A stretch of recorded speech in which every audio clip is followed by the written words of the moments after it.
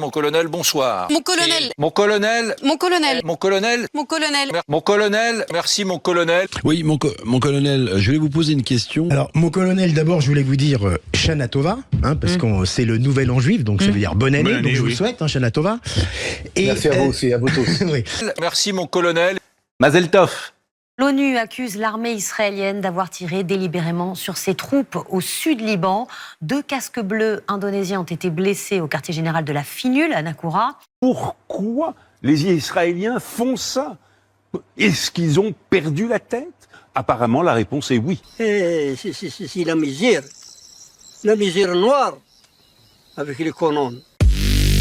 Je le disais, Magali, ça fait une semaine que l'Iran a visé Israël avec des missiles. Il n'y a pas eu de morts, il n'y avait pas eu de dégâts. Néanmoins, ça a été une attaque qu'Israël ne peut pas accepter. Et là, ça fait une semaine qu'on attend cette fameuse riposte, le jour, l'ampleur. On commence à avancer un petit peu, on va voir ça en détail. Mais là, très clairement, l'Iran dit attention, parce qu'on entrerait dans un cycle infernal. On ne sait pas encore où ni quand. On sait en revanche que Israël frappera l'Iran et que la réplique sera terrible. C'est le ministre de la Défense israélien qui hier soir est venu devant ses soldats pour l'expliquer. On va l'écouter. Comme nous l'avons fait jusqu'à présent dans la guerre, dans tous les autres domaines, ceux qui tentent de nuire à l'État d'Israël en paieront le prix. Notre attaque en Iran sera mortelle, précise et surprenante. Ils ne comprendront pas comment cela s'est passé. Nous conseillons au régime sioniste de ne pas mettre à l'épreuve la volonté de la République islamique d'Iran. Toute attaque contre notre pays fera l'objet d'une réponse sévère.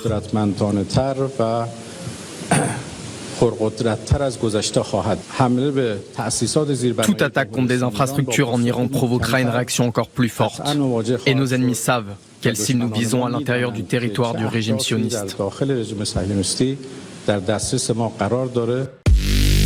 Pour la deuxième fois en moins de 24 heures, l'armée israélienne a ciblé des casques bleus de l'ONU ce vendredi 11 octobre. Plusieurs casques bleus de la force intermédiaire des Nations Unies au Liban ont été blessés jeudi 10 et vendredi 11 octobre dans des tirs de chars israéliens. De son côté, l'armée israélienne a précisé avoir demandé aux soldats de l'ONU de rester dans des espaces protégés. Cet événement a provoqué de vives réactions internationales. Gli atti ostili compiuti e reiterati dalle forze israeliane contro la base UNP 131 potrebbero costituire crimini di guerra e sicuramente rappresentano delle gravissime violazioni alle norme del diritto internazionale umanitario. Ceux qui ne respectent pas le droit international, c'est le Hamas. Serangan merupakan upaya teror Israel kepada pasukan penjaga perdamaian dan masyarakat internasional. Indonesia menegaskan bahwa mereka yang teguh pada prinsip perdamaian tidak akan pernah gentar. L'armée la plus morale du monde. Nous devenons de plus en plus stupides. Ça se passe en ce moment. Ça ne va pas s'arrêter. Et on a intérêt à réfléchir à ce que nous allons faire avec ça. Est-ce que vous condamnez ce qu'a fait le Hamas le 7 octobre? Oui, le Hamas, ils ont déclenché cette guerre-là. Mais 2014, est-ce que le Hamas, ils l'ont déclenché? 2021, est-ce que le Hamas, ils l'ont déclenché? 2009, est-ce que le Hamas, ils l'ont déclenché? Le 48, est-ce que le Hamas, ils l'ont déclenché? 67, est-ce que le Hamas, ils l'ont déclenché? C'est bizarre parce que vous, ça commence le conflit palestinien le 7 octobre. Ça date depuis 75 ans, ce conflit-là. Alors, une offensive terrestre, il y en a déjà eu. Tsahal est déjà entré dans la bande de Gaza. La dernière fois, c'était en 2014. Tsahal lance cette opération. Nous sommes le 8 juillet 2014. Les militaires entrent dans Gaza donc pour lutter contre le Hamas. L'opération dure près de 2 mois, 51 jours de guerre. Et le bilan est très lourd. 2251 Palestiniens sont tués, 74 côté israélien. 1 an après, 60 soldats israéliens témoignent, mais ils le font de manière anonyme. Parmi eux, un ancien sergent-chef. Il donne une description crue de la stratégie adoptée à l'époque par Tsahal. Écoutez. J'étais très mal à l'aise avec les procédures de combat pendant cette opération vis-à-vis des civils considérés comme des cibles humaines. Les règles, c'était tirer sur ce que vous voulez, quand vous voulez. On n'avait pas à demander la permission. Même si on voyait un vieil homme, une vieille femme, un enfant, je pouvais le tuer. Un immeuble grand devant moi, allez, je le shoot. Je te dis, Netanyahou, il va nous mettre dedans. C'est l'ONG Breaking the Silence qui est à l'origine donc de ces témoignages de 60 soldats et elle dénonce une politique de tir indiscriminé. Les soldats nous ont tous dit, oui, il y avait plein de civils là-bas, mais les ordres étaient, il n'y a pas de civils. Israël a parfaitement connaissance d'une information comme quoi il fait état de la présence de civils dans une zone définie, sur laquelle il va y avoir un bombardement, et malgré cette information, Israël prend la décision de bombarder quand même. Il faut les dégommer, ces gens-là. Il faut les dégommer. Tous des frères, nous n'aimons pas la guerre. C'est-à-dire qu'Israël prend la décision consciente, avec cette information en tête, de bombarder des civils, au mépris du droit international humanitaire. On s'en fout du droit international. Le droit international ne va pas réécrire l'histoire. David Antonelli s'en fout du monde entier. Il s'en fout des États-Unis, il s'en fout de la France. Ceux qui ne respectent pas le droit international, c'est le Hamas. Non, il n'y a pas de massacre dans la bande de Gaza. Il faut les tuer. Il faut les massacrer. Ce sera même pour la population palestinienne. Quand vous dites les massacrer, précisons. Vous parlez des terroristes Hamas. On parle vous ne parlez pas de la population. On ne parle jamais de la population. Ça n'existe pas chez un juif. Oui. Ni aujourd'hui, ni demain, ni jamais. Il est grand temps d'arrêter la machine infernale. Parce qu'ils savent aujourd'hui le cancer qu'est cette population. Parce qu'ils savent aujourd'hui le cancer qu'est cette population. Ça, par contre, il n'y aura jamais de sanctions.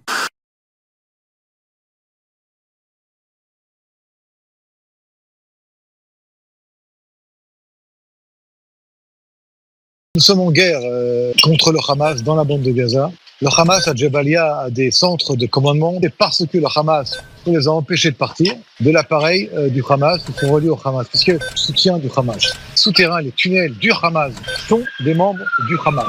Voir que le Hamas, depuis des années, utilise la population civile palestinienne comme bouclier humain. D'autres, malheureusement, ont été bloqués par le Hamas, qui veulent partir et qui sont bloqués par le Hamas. Le Hamas utilise ce réseau par le Hamas contre les terroristes du Hamas, de la lutte de Tzahal contre le Hamas. Je rappelle que le Hamas veut la destruction et de l'État d'Israël et de l'autorité palestinienne.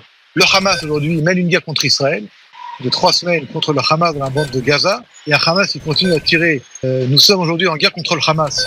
Et les Palestiniens souffrent du Hamas. Les Gazaouis souffrent du Hamas. C'est le Hamas. Le Hamas, ce sont des Palestiniens, mais ce n'est pas le peuple palestinien tout entier. Depuis que le Hamas est au pouvoir dans la bande de Gaza, regardez combien d'écoles le Hamas a créées dans la bande de Gaza. 0. Combien d'hôpitaux, de cliniques le Hamas a ouvert dans la bande de Gaza.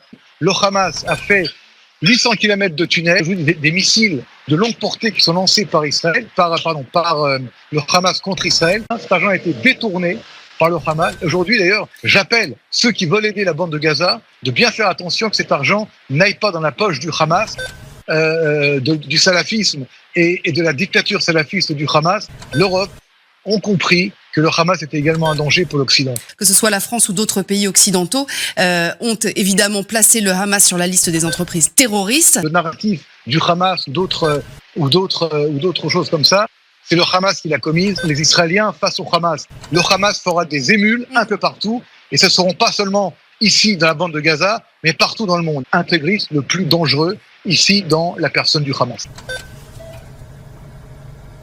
Mon colonel. Mon colonel. Mon colonel. Mon colonel. Mon colonel, bonsoir. Mon colonel. Mon colonel, merci mon colonel. Je dis que votre chaîne fait du travail excellent par rapport à la présentation du conflit des deux côtés. On enchaîne les... Ah bah sinon on enchaîne. Bon, on verra. On va s'adapter. De toute façon, je t'ai dit, Netanyahou, il va nous mettre dedans. Netanyahou, il va nous mettre dedans. Quelqu'un parle Julien, Yes. Tu veux que je fasse 7 Très bien. Je calibre en fonction. Je me suis demandé si ce sujet allait être mis en exergue.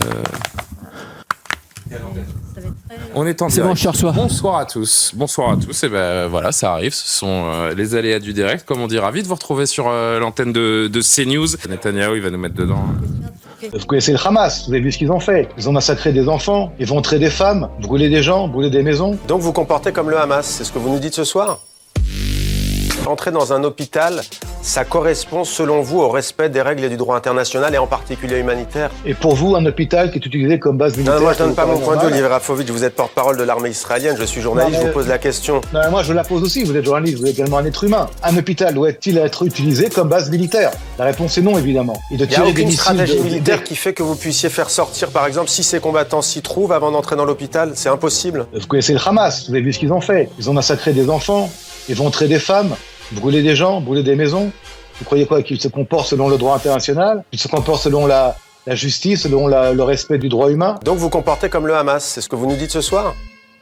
Là, vous comportez maintenant non pas comme un journaliste, mais comme quelqu'un qui prend une position politique. Olivier Rafovitch, vous venez de dire le Hamas, comment s'est-il comporté? Je vous demande si vous calquez sur eux. Non. Monsieur, je vous demande un peu de respect, s'il vous plaît. Ce que vous me dites là, c'est une attaque à l'État d'Israël et à Tsahal. Alors reprenez votre propos pour qu'on le comprenne. Non, reprenez-vous votre propos pour que je comprenne. Merci beaucoup, Olivier Rafovitch, d'avoir été avec nous en direct ce soir sur TV5 Monde. Merci à vous. Tsahal ne vise ni les hôpitaux, ni les églises, ni les écoles. Tsahal ne veut pas qu'il y ait des civils impliqués.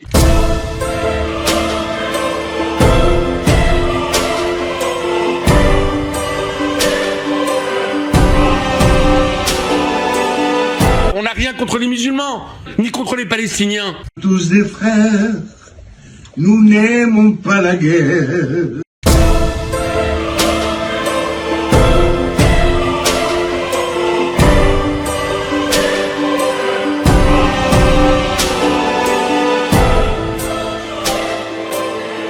Si on jette un coup d'œil, par exemple, sur un article de la revue scientifique des Lancet, le bilan est de plus de 190 000 morts. Il y a une étude faite par des scientifiques pour The Lancet qui effectivement établit ce bilan exactement à 187 000 morts. Et donc c'est un bilan aussi qui s'approche d'autres estimations faites par des experts militaires. Jamais Israël n'a voulu tuer un civil.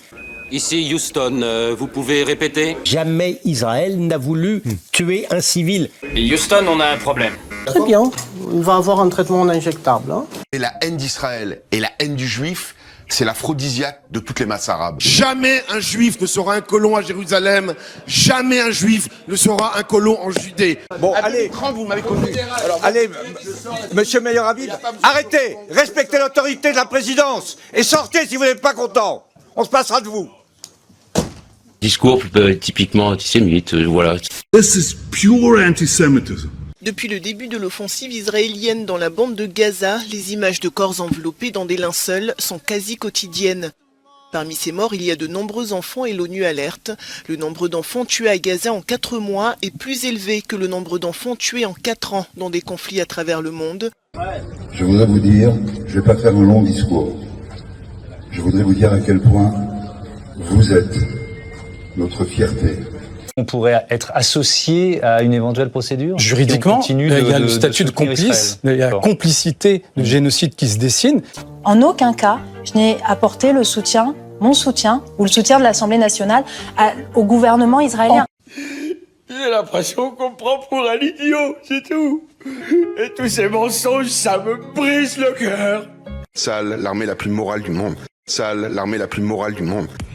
La musique électro joyeuse renforce le malaise. Sur cette vidéo partagée sur les réseaux sociaux, on voit un artilleur israélien déguisé en dinosaure. Après avoir bombardé Gaza, il danse au son des basses sur le toit de son blindé. Une mise en scène de mauvais goût, et c'est loin d'être la seule. Là, dans les ruines de cette école de Gaza dévastée, un soldat s'esclaffe en pianotant sur un clavier d'ordinateur. Les mecs sont possédés. Les mecs sont possédés. Les gars ils sont complètement fumés, quoi. Ici, d'autres se filment, hilar sur un vélo au milieu des ruines. Comme celle-ci, de nombreuses vidéos montrent des humiliations infligées aux Gazaouis par des soldats israéliens, ainsi que le révèle une enquête publiée dans le journal Le Monde qui cite le directeur d'une organisation israélienne des droits de l'homme. On a vu ce genre de comportement dans le passé. Mais ce niveau de violence et sa légitimation disent beaucoup sur l'attitude générale des soldats dans la bande de Gaza. Destruction, mépris de la propriété palestinienne, humiliation et déshumanisation. Toutes ces vidéos sont le symptôme d'un malaise profond. Des soldats arborent le drapeau israélien sur le toit d'un immeuble, au milieu de la ville dévastée. Des ruines où, là, ce soldat joue à l'agent immobilier dans le quartier de Zeytoun à Gaza. Un bon voisinage, une bonne ambiance, du moins ce qu'il en reste. Quel plaisir. Tandis qu'un autre se fait filmer ici en plein pillage, disques à la main, en train d'attaquer un coffre. Quelle réponse Tsahal compte-t-elle apporter? Des sanctions seront-elles prises? Par exemple, à l'encontre de ces soldats qui se filment ici en train de brûler des denrées alimentaires, alors que la population gazaoui crie famine.